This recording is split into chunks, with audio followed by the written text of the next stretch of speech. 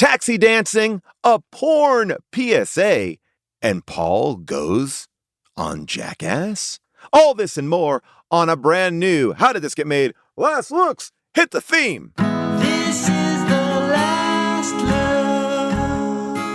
look, but Paul's such a stand-up guy. He lets us all say goodbye to last week's film. See you later, gotta go. Cheerio, ta-ta, for now, farewell. Hello, all you Kid Creole and the Coconut fans. It's me, your host, Paul Scheer, a.k.a. Daddy Coconut, and welcome to How Did This Get Made? Last Looks, where you, the listener, get to voice your issues on The Forbidden Dance, a movie that Discord user FunFacts47 thinks should have had the tagline, The Forbidden Dance. You're tearing me apart, Nisa! And that, of course, is a mediocre Tommy Wiseau impression, but a great alt movie tagline by FunFacts47. Here's a thought. Do I need to have a great Tommy Wiseau impression? I mean, aren't there enough out there? It's like, if you're doing impressions right now, I don't think you need to work on a Schwarzenegger or Christopher Walken. Like, those have been covered. So, honestly, by me not doing a great one, I'm doing you a service. Anyway, shout out to Quinn for that opening theme song. I love that. Remember, if you have an alt movie tagline or title, submit it to us on our Discord at discord.gg/HDTGM. And if you have a Last Looks theme song, go to hdtgm.com and click on Submit a Song. That's right. It's easy. Remember, keep them short. 15 to 20 seconds is best. We're going to be hearing all about your issues, your corrections, your omissions about The Forbidden Dance in just a bit. Then Jason's going to pop by. We're going to talk about Nirvana, the band, the show, the movie. Also, my visit to the brand new Jackass movie set. And we will reveal next week's film. Oh, it's a big one. Now, let me tell you, we love The Forbidden Dance. We barely saw any problems with it, but you had a lot of problems with it. And now here's your chance to set us straight. Fact check us, if you will. It is now time for corrections and omissions. Corrected. Touch the rhythm, feel the bass, right your wrongs, save some face, give to me, give to them, your corrections and omissions.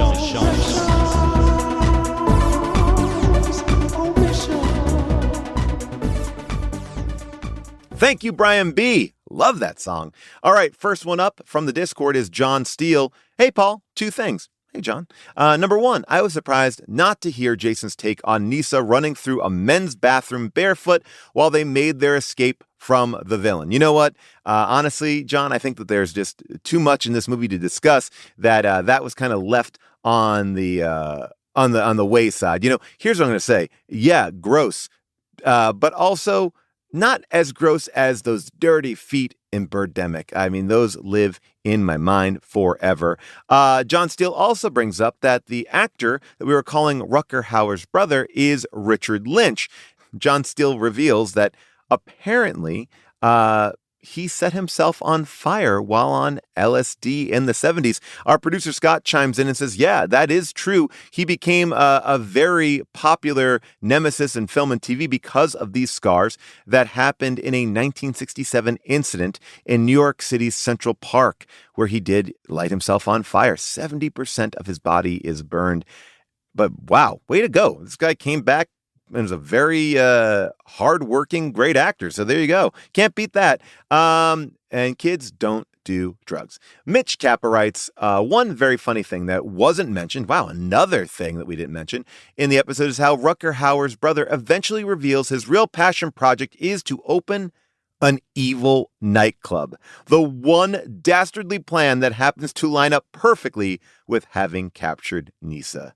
So are you saying that this movie actually makes sense? That his evil plan could only work by capturing an amazing dancer? Well, now this movie works on a whole nother level for me. You may have made the movie make sense. Sean McBee writes, you all talked a lot about how Nisa and Jason never seemed to improve their dancing, but no one mentioned that the dance seemed to never be the same twice. I mean, every single time they danced the lambada, it appeared to be a completely different dance. Sean, you're right about that. I didn't realize that. In my mind, I was like, oh, they're just doing different parts of the dance. But of course, I don't think that they knew the dance. I love this movie. I really, really do. Let's go to the phones. First up, we have Elle with some very exciting news. Hey, Paul. I am calling with a correction.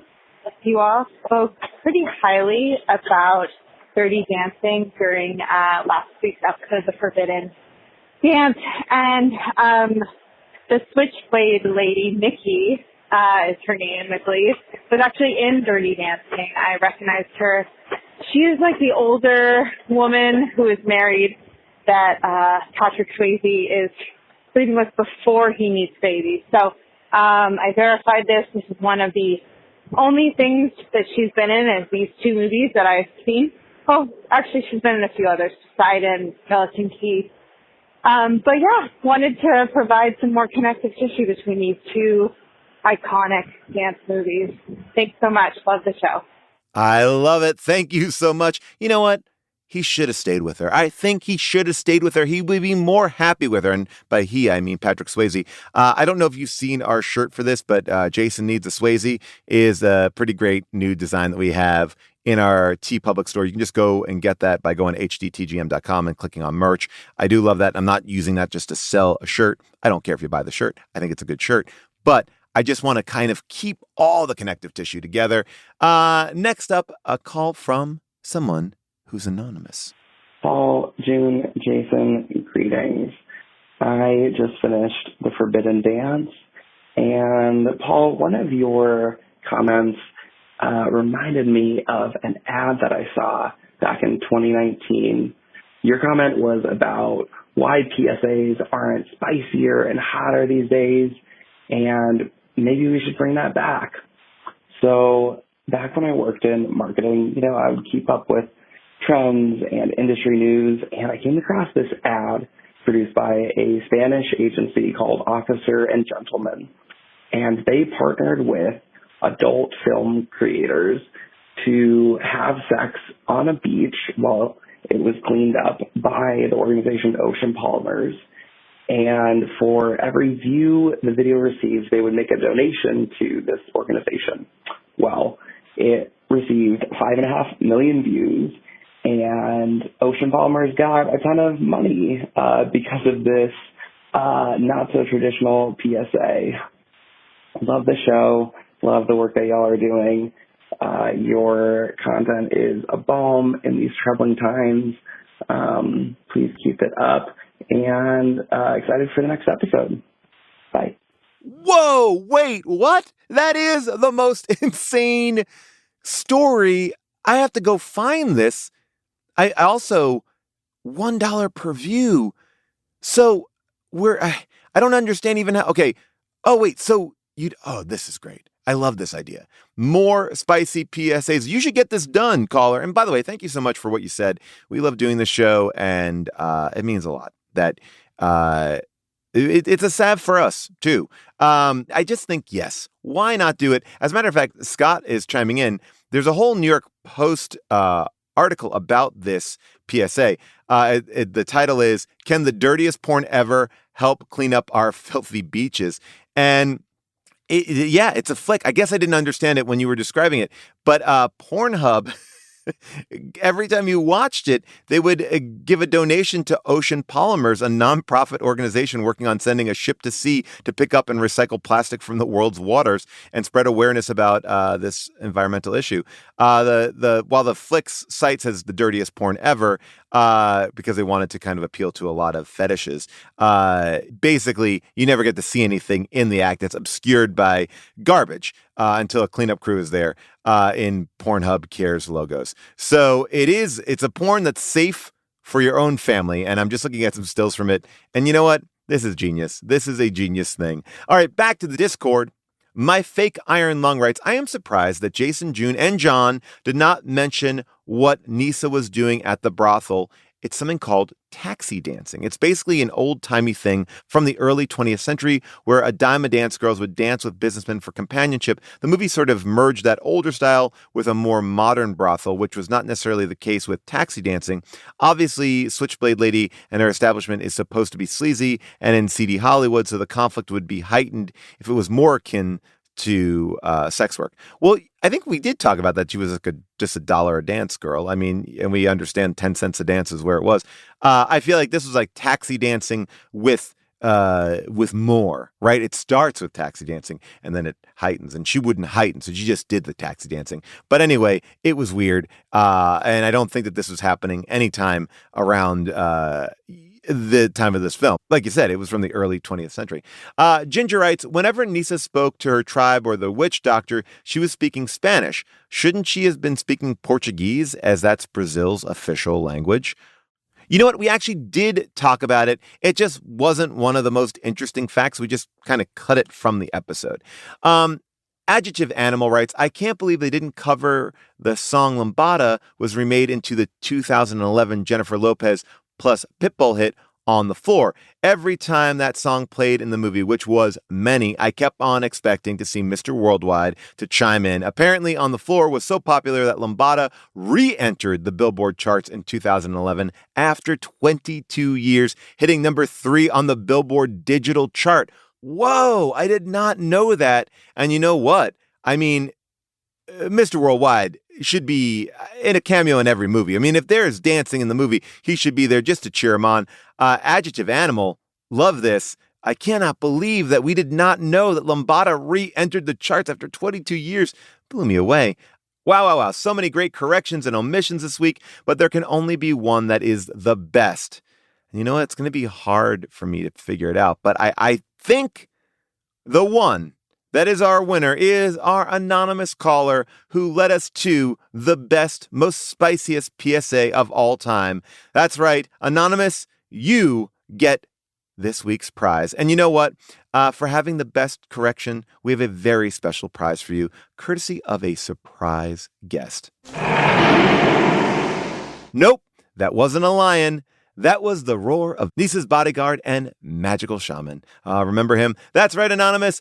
Joa has agreed to provide you with 1 week of free bodyguard and healing services the next time you travel to Brazil. So to claim your prize, just go to Brazil and Joa will find you. However, I do want to clarify that How Did This Get Made is not paying for your trip to Brazil. And if you choose to use Joa's healing services, you must consent to his pet snake biting your wound. Not a big deal. I think it's worth it because these bodyguard and healing services are top notch. So Anonymous, I know we don't have your official name, but I think you should take us up on this. Thank you, Joa, for supplying such an amazing prize. And for all of you who did not win this completely real prize, you can try your luck next episode by submitting your corrections and omissions on our Discord or by calling us at 619-PAULASK. Okay, coming up after this quick break, Jason will stop by to chat about movies and TV that we are loving, plus so much more. Stick around.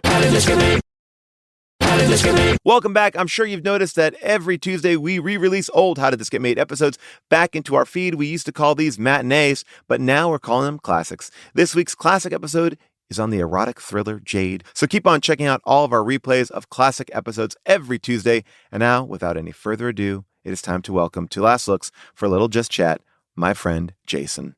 Anton Wellen, play us in. Paul and Jason have things to say, and it's a fact that we can all call it. They're watching their movies, they're watching TV, they're going to tell me, and we can all call it Just Chat. Jason, how are you?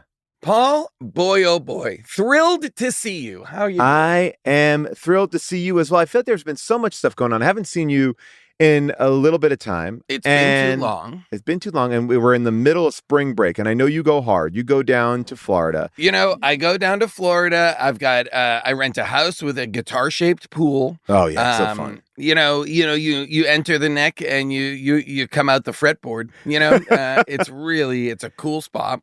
Did I ever tell you this story? I might have, and forgive me if I'm retelling it, but when I was seeing Club Paradise for the first time, which is like a Robin Williams movie from the 80s. Okay. It's like Robin Williams and Peter O'Toole, and I think the premise of it is that Robin Williams like takes over a Club Med style resort, like full party, adult party thing, and at one point, Peter O'Toole's like, "You're running this place into the ground."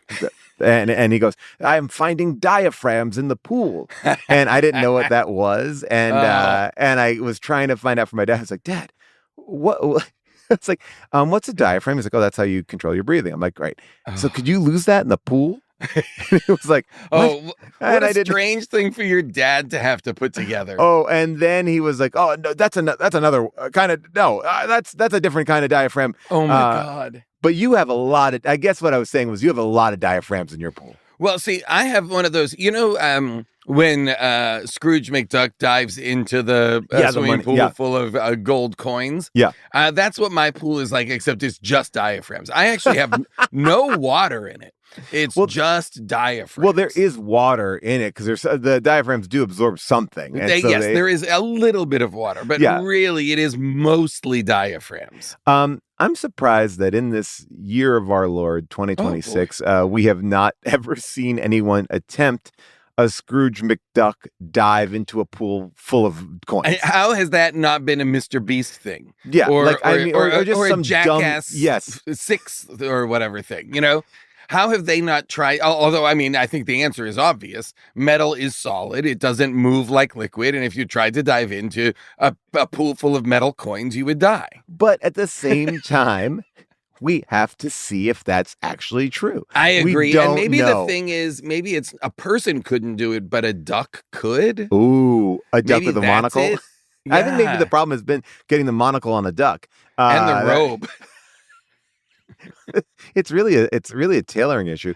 I can speak about this without using too many specifics, but I got to swing by the set of Jackass 5. So good. And wow. Can't wait. And I think the thing that kind of blew my mind about it was when you're there, they are shooting them at the pace in which you watch them, right? Like I would say that I watched them do a bit and probably 15, 20 minutes. And then it was over. And it was like, okay, now we're moving to the next thing. They don't do it again. They don't get pickup shots. They don't, No, the most that I saw them like tweak was just we are here doing this. Yeah. Just The getting intro thing. Yeah, just a succinct setup for it. But and the thing that blew my mind in visiting that set was I got there at lunch. And when you're in a film, everyone breaks for lunch. And I didn't realize that like Jackass breaks for lunch. And then I was like, sure. Why would you ever want to eat and then do any of these things? Like it doesn't feel like it's just imagining them lining up at catering to get like a chicken breast and some rice and all the traditional like on-set meals. And then going back into having themselves like punched repeatedly in the stomach by like a robot. That's all I could possibly think about. I was like, why are Preston, Wee Man, why are you guys eating? Don't eat. Just keep it like a liquid diet or something. Because a lot of the guys, the original guys, are older now. Yes. So is there a younger contingent of... Yes, from Jackass 4. The same... Oh, that's right. There was some people... Yes, that's right. You got Poopies. Poopsie? Okay, Poopies, who... Now, I may have told you that we've been very deep into Jackass in my family. Yeah. I did not realize this, but Poopies got his hand eaten off by a shark during Shark Week. The first ever injury on Shark Week happened promoting Jackass 4. What? And his hand was bitten off? Are you saying? Well, it was severed at 3 tendons. Oh my God. And they had to like get him out of where they were shooting, get him back to the States. They brought him to a guy who was able to get it reattached. It is reattached. It's gnarly. And he says it's painful. But there's footage of it. You can watch the footage of it. And so Poopy's for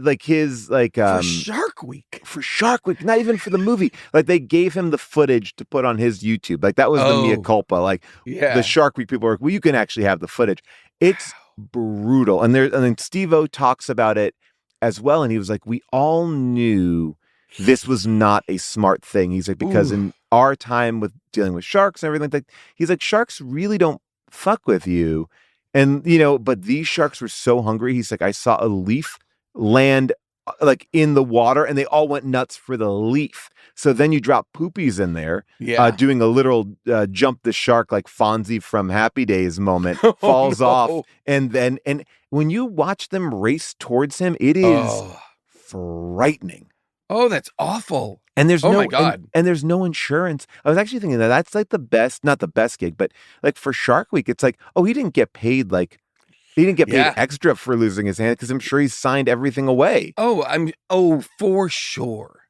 Oh, that's so upsetting. Yeah, it's really gnarly. Like, and I just was like, why? It again, because my kids have gone so deep into it, we've really found pockets that I didn't even know exist. Have they found or gotten to all of the TV shows?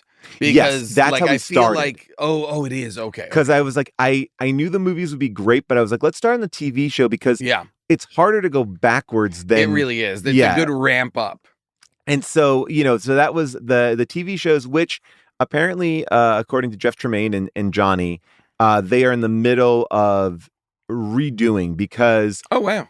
It was an interesting thing. And just as somebody who worked at Viacom, I can identify with this, which is at one point when they were like, oh, yeah, we need you to QC these, you lose the rights to certain music. Now, Human Giant was a show that we knew about digital and DVD. So we really picked our music and hired musicians, and we owned a lot of our music. But back in the day, Jackass and Real World, they would just play the top 40. They would play any song they wanted. Yeah. And then it's like things like The State had that too, and you can't release it because you don't have the rights to it. But back then, it's MTV why shows like Moonlighting or 30 Something or My So-Called Life spent so long not being able to stream was because they had huge music rights problems. It's really wild, yeah. So it's like, I guess what happened was at one point they weren't really QCing it as closely as they should have. So they have some issues with some of the music choices that are in there. And like, I mean, I will say in watching it didn't really but I do think that they're actually very careful and really selective about the music that they pick. So I also feel like it's just one of those things. It's like, well, it wasn't picked by us, and it's not going to be as good. Oh, well, a box set of all of the Jackass stuff would be so fucking funny. Oh, God. That would be I would love that. And I also love that one of the things I always appreciated was that they would put out a new movie, and then the next year they would put out like 45 minutes worth of like an extended cut of that movie with 45 extra minutes of stuff. Right. And it was very rarely, because we've watched all of those, the 2.5s or whatever, it's very rarely the same bits, different openings, fully different bits. Yes. Like it's not even extensions. It really, like, I didn't understand that. I never really watched this because like I already saw it. Like, I guess what? I see a couple more ball hits. I was like, oh no, it's a fully different film. Yeah, it's genuinely stuff that is like, oh, maybe they didn't get enough of this, but it's still very satisfying. Oh, very good. Yeah, I really enjoyed it. It's like watching the Lord of the Rings extended cuts. That's what a lot of people say. If I was to revisit a Jackass movie, like a Lord of the Rings movie, I would only watch the extended cuts. Well, you see, that's why you're a purist. I mean, that is the way that they're supposed to be watched. Johnny is my Frodo, and Steve-O is my Pip, and Pontius is my Merry, and... oh, please somebody draw that. I would love somebody to see do that. all of the map the fellowship onto the Jackass crew. And by the way, the island that they're on, it should definitely look like a dick and balls, like an old map writing. I would love to see that. Oh my gosh, it's called Middle Girth. Now, Jason, I know it's taken the world by storm, and I'm slow to catch up on this stuff. And I feel like you might have been ahead of the game and told me about it. But Nirvana, the band, the movie. Okay. Is amazing. So and I've gone back. I did not tell you about it. Okay. I suspect maybe Seth or Owen did because they are heavy into it. Okay. So I haven't seen it, but I've talked to them about it. Now, are you aware of the fact that it, like The Trip, is based on a TV series? Based on a web series that brought the TV series forward. So I've watched it all. So I watched the movie. It was great. And I was so blown away by it. Then I went back, found the web series, watched all 10 episodes of that, and now am working my way slowly through the TV series just because I'm enjoying it so much. Ooh, and I don't want to wreck it. But by the way, But you don't feel like, oh, I wish I'd watched the TV series first, or I wish I'd done it in a different order. And I think it's fulfilling on both ways that you watch it. They do a great job. I mean, the premise is divinely simple. It's just like two guys want to play at this club. That's it. And that is from episode 1 of the web series to the film, the same quest. It is like the Roadrunner and Coyote. It's like Coyote wants to get the Roadrunner, and any which way he gets there, it's like, well, we'll start back at 1. Like it just, so that's really what makes the show so fulfilling. And I think that the guys are great. And I'm realizing, and this is just, I'm not without any spoilers or anything, because you shouldn't know anything about the movie. I didn't know a thing about it besides it was very funny. The thing that I realized was, I believe the way they are getting away with stuff, because they're getting away with a lot of stuff, a lot of stuff. It is, to me, it's not a prank film. It has elements of a prank film. Mm-hmm. But what I think they're doing is they're treating it like a documentary, because they both play themselves. Oh, interesting. And Funny. they are both, and I think what they are able to legally say is, yes, this is a documentary about us. We would like to play this place. Now, whether or not they are, and one of the guys is a musician, so it does check out. It's never out of that. Smart. So they can get the rights to things. I mean, I'm talking about like music cues, video clips. It all falls in fair usage because it's a doc. They're making a documentary. And and it's ingenious. And once you start to see certain things, it's not a cheat at all, but it's really, you go, oh, because they're dressed the same pretty much all the time too. Very much like a cartoon. So it's like, oh, they got that, like they're mixing and matching, like to get the storylines all connected, but it feels like it's very run and gun in the sense that there is actually, I can talk about this, but there's a very big story that happened in Canada, and they were across town shooting something else. And they're like, oh my gosh, why don't we use that as a backdrop for a bigger part of our story? They ran over there. And when you look at the news footage from that day, you can see them in the background doing their thing. Oh, this is cool. It's awesome. Like, I'm excited. Yeah. So it's really like, from a production standpoint, I literally left the theater going like, it's the funniest thing, but also I have more questions than Mission Impossible. Like, how they just, because it also seems like it would be so simple to understand. Yes. But that is great. That makes me very curious. Because you're just like, because you get like, oh, Borat and Bruno, they're like, oh, he's going to a thing. But they're doing stuff that I'm like, what? How? What is, like, ooh, I love it. And I read a great interview with them, and they said something really cool, which was, when the movie first started, I was looking at the credits, and because I like to support everybody in the arts, not just about the people in front of us. Sure, the below the line people are very important to you. I always say that. Yes. But there is a thing where like the VFX is really high up, and I was like, this movie needs VFX, and then I'm like, oh, it does. Wow. And why is they're like, our VFX are there to make you like, you don't even know that they're there. And that's part of it too. It hides seams and cleans up stuff, and you can't so you don't know what, you don't, there's so much stuff that I'm sure there's happening with little tweaks that you can't even tell. Ooh, that's awesome. Cool. I think you'll love it. Yeah, I think will absolutely love it. But highly I will recommend. I love any and every detective show that is on television. Of course. And so there's been 2 that have been recently on that I've loved. I powered through all of Young Sherlock. It's on my list. Guy Ritchie, right? Guy Ritchie's Young Sherlock. It's an absolute blast.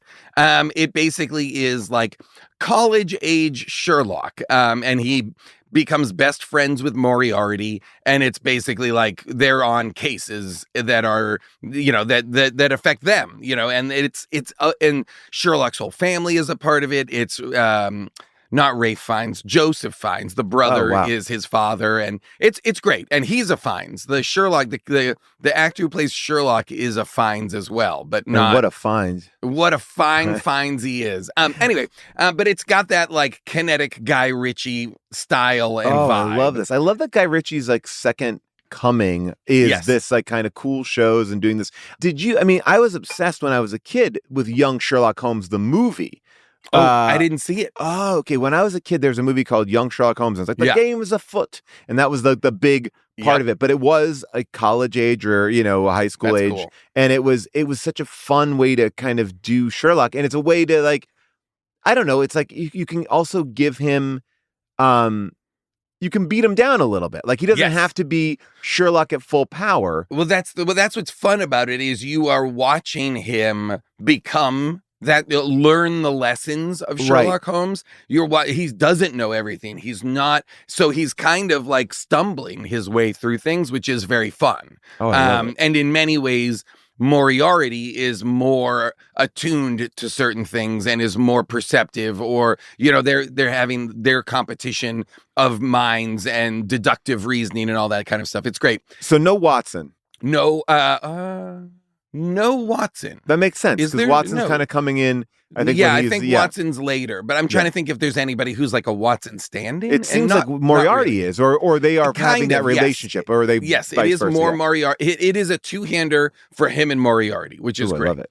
I also watched a show called Sherlock and Daughter, in which David Thewlis plays Sherlock. Wow. And this is like almost, I would say, a YA Sherlock story, because the main character is like his daughter, who is, I'm going to say 17 or 18 or, late teenage years age daughter, who comes from, we think it's his daughter. There's some question mark. I'm looking at it right now. Very YA. It's a CW show, or it looks like it. Yes. Okay. Yes. But also a blast. And also, by the way, great cast. David Thewlis is unreal in it. Yes. Gray Scott is in this. Yeah. Wow. I love this. He plays the grown-up Moriarty. It's great. And that was also very satisfying and very fun, but a very light. Both of them are very kind of like light Sherlocks, which I enjoyed. Love that. Oh, you know what has been killing me? I've been laughing so hard. The Fall and Rise of Reggie Dinkins. We talked about it before when it was just the pilot, but absolutely let's talk about it now because more episodes are finally available. And I like the pilot. I thought the pilot was very funny. Yeah. But man, oh man, it exponentially gets funnier and funnier and funnier. It's almost like a super powered 30 Rock in the sense that it's like, okay, that's our premise. And boom, and boom, and boom. And it's like, and they are firing. By episode 4, you're like, this is just wall to wall. We just don't have many joke machine shows anymore. Like our comedies are feeling a little soft and a little sweet and or just a little not funny lately. And so this show, like that kind of Robert Carlock, Tina Fey, sharp, joke dense shows I'm missing, like the Girls 5 Evas and the 30 Rocks. And this is scratching that itch and then some. And it's really what I love too is like I also feel like, and I say this with the most love, Tracy's getting the rust off very quickly. Like in the beginning, I was like, oh, I don't know if this is like, I wanted to be kind of, and now I'm like, oh, he is in the pocket. Firing on all cylinders. And I'm like, oh, this is really, really well done. And the cast just pops and great people popping up. Corbin Burnson in an episode. Craig Robinson and Heidi Gardner in there. I think that show is dynamite. And my only feeling is like a lot of these shows that I think are so great, I just wish it was on NBC. Well, that's the thing. It's like I don't know that people are in the habit of going to Peacock to find a show. I think what they did was they did play it on NBC after the Super Bowl. Yes. And then they played it again and it had like this crazy rating. It was almost like it was like over because our buddy Phil Jackson, who we do Dinosaur with, he is one of the writers on it. I'm going to look at the thing because it's a crazy stat because I think what we're talking about is like, why don't they make these things? Do people not want these things? And the answer is they love these things. They just don't know how to find them. Right. Think, and it's like you have to get it on every possible thing. You just don't know. Yeah. Because people want to watch it. I'm just saying with the stat is kind of crazy. Like it's so hard because so many people watch things passively. And, when you are having, like when your show's on Netflix or someplace some service or something that everybody for the most part has. Yeah. It gets those eyeballs. It's like I was talking to Sam Richardson, who was saying that Detroiters has just been put on Netflix, and it's finding a whole new audience, and people are acting like, "Oh, I saw your new show." Well, this is and he's like, "Oh no, that's a very old show." But thank you. And it's such a good thing. But something on Peacock, so few people have it, and so few people know to go there to find the new Tracy Morgan show. I totally agree. I mean, we've been fighting this fight. And I'll say it out loud here because if anyone works at Sony or Netflix, we can't get Black Monday to stream anywhere. And that's Don Cheadle, Regina Hall, Andrew Annals, me, Casey Wilson. It's like there's so many funny people on it. It's like just get it on. Like, why is it like trapped? It's it's just like you can buy it, but like put it on a streamer, let people watch these things. It's crazy. Like it's just free. It's a free show. Like, what are you going to pay to license? It's not going to be expensive. Here it is. This is the stat. The fall and rise of Reggie Jenkins. The pilot ratings jumped more than 100%, reaching 13 million viewers since the premiere. And that was like over a month ago. But that's like 13 million is huge. Giant for Great a number. comedy. Great. I love that. And I love that. And I hope it continues to thrive and create an appetite for more shows like this that are funny. Yeah. Not that are not, and I love all the shows all the comedies that are sweet and dramedies and the shows that are not funny like The Bear, but are nonetheless considered comedies. It's a great show. But we just don't need to we don't have to live, learn, love, and grow. We could just make people laugh and we can dumb. just do bits and enjoy them. Yes. Absolutely. I mean, and that's Nirvana, the band, the show, or the movie. Yeah. It's like everything. Or Jackass. Yeah. You know what I mean? Like Jackass is a show that I feel like, boy, is that such a funny show. It's so good. Well, Jason, let's get to work. We'll fix that. And by the next episode, we should be on track. I feel like we'll get a bunch more. I think we'll have figured out everything. All right. Talk to you soon. All right. Thank you, Jason, for just chatting with me. But now it is finally time to announce our next movie. Next week, we will be going from Nisa loves Cool Jason to Ladies love Cool James. That's right. We are watching 2005's Mindhunter, starring Val Kilmer, Christian Slater, and of course, LL Cool J. Oh boy, I love this movie. IMDb describes it as this. A group of FBI trainees are taken to a remote island for a simulation, but once they are there, they realize that they are being hunted by a serial killer. Ooh. Rotten Tomatoes gives this film a 25% score on the tomato meter, and Richard Roper from Ebert and Roper says, Mindhunters is supposed to open in the spring of 2003, but they kept on pushing back the release date. They should have kept pushing. Ooh, Richard Roper with a slam. I like Richard. Let's take a listen to the trailer. They are the FBI's newest profilers. You're all smarter, you wouldn't be here. I just want you to be smarter. Trained to get into the minds of the most elusive serial killers.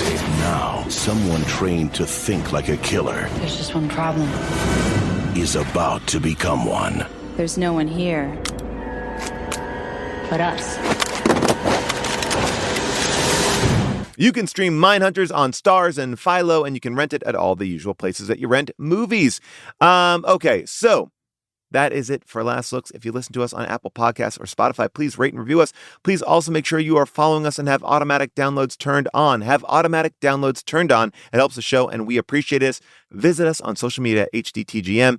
And a big thank you to our producers, Scott Sonny, Molly Reynolds, our engineer, Casey Holford, our social media manager, Zoe Applebaum, our intern, Quinn Jennings, and of course, we will forever be thankful to the one and only Avril Halley. We will see you next week for Mindhunters.